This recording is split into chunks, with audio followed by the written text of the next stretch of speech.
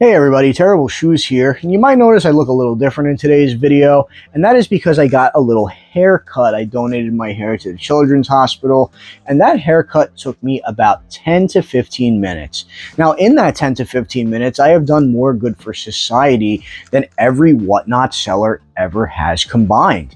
And that's a really crazy statement to say, but I think it definitely rings very true.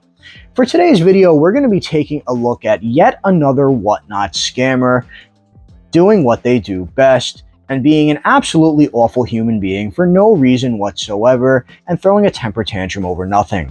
So let's check out today's clip. It's going to be a little long, so just heads up on that one, and then we will commentate on it afterwards. Don't forget to hit that like and the subscribe button. This old clip of a breaker cutting up a card is making the rounds again. Watch this and let's talk about it. When you have that, okay, just so you know, that doesn't wreck the card. Okay, it's probably not good for the card, but that doesn't wreck the card. That wrecks the card. That wrecks it. See, when you do something like that, that wouldn't be caring about a card. You understand? But what I did the first time, that didn't matter. Okay? But like that would damage a card.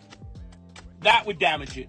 You understand? Not anything else. So the backstory here is he pulled a one-of-one card, and the chat said, be careful with it, you're not taking care of it. So he took it upon himself to show them with shock value what really not taking care of a card is. That was a customer's card. Now, it's reported he did pay the customer $600 later, but the question is, why? Why would you do that? Are you trying to be entertaining? Are you just a bully? I mean, the obvious explanation to me is he's a bully, and he wants to be in control. You can be shock value entertaining and really bring a cool show for people in a positive manner, and this is obviously the opposite of that. So if you were in that break and that was your card, what would you have done? Because this guy may have been a fan of that guy. He may have not wanted the $600. He may have wanted the true one-of-one for his collection, which he'll never get now because this guy had to be edgy with his box cutter because his feelings got hurt because they told him he wasn't taking care of the card. So this one was a little bit hard to watch, even for me as a guy who doesn't collect sports cards. He pulled a one-of-one, an actual one-of-one, and the chat was kind of being like, hey man, that is an insanely expensive card. Like, you really got to take a little bit better care of that. So what does he do in response to being told, hey, listen, you're manhandling the card a little too much? He cuts the card up with an X-Acto knife, as you can see. And then just pretty much it's to own the chat, I suppose. But instead ended up making himself look like a total fucking moron. So I was, after watching that video as well, you can see in the middle of it, it actually did end up getting confirmed. And this is actually a big one for me, and I got to give him a little bit of bonus points for this one. It was actually confirmed. He paid out the customer the amount of money for the card. And that's really, really cool of him to do, even though it's his stupid ass mistake to begin with. And he was the one who fucked it up that bad. But at least he did the right thing and he gave the customer the money. However, what isn't cool is that was a one-of-one that would have appreciated in value as time went on by quite a lot. Any unique item, especially one that is of a huge player, especially basketball, football, whatever it is. Maybe he's not a huge player. Maybe he's new. I'm going to be real. I'm not 100% certain. It's not really my forte here. But any one-of-one unique item, especially of a player that is very wanted, and that's what it seemed like based off of the comments on this video as well, that this was a card a lot of people wanted.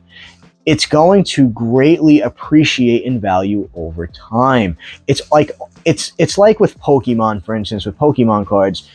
There were two cards, one of Pikachu cards playing as Mario, one of Pikachu cards playing as Luigi.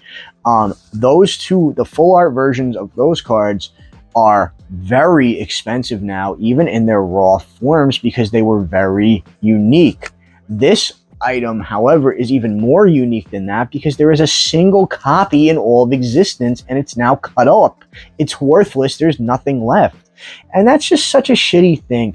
What if you're the guy on the card and you saw this video and you're like, dude, what the fuck? How dumb can you be? But so actually it brings up a point I was going to bring up, but again, it was naturally brought up in the video itself, is that if a seller destroys a card in front of a customer, they should have to pay it out. This is the one time I've ever seen a seller actually pay out the customer, so I have to give him props for that again.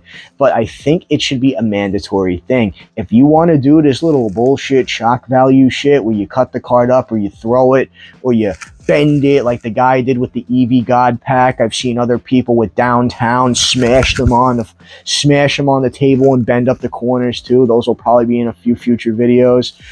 It's just crazy. Why would you do that? It's like, I'm gonna cough. Hold on. Sorry. I'm just getting worked up. I just think it's an incredibly stupid and really, really financially irresponsible thing to do that, because now, again, you should owe the customer that money. And even if you're taking that card away from the customer, now you don't have that card and you will never be able to cash in on that card's value either. So it is just an incredibly dumb thing. I hate it. I hate looking at it. I hate seeing it. And I think Whatnot needs to punish it more. There needs to be more bans. There needs to be more payouts. In fact, I actually think there should be payouts with interest. I'd even go as far as to say that. Let me know if you agree with that in the comment section.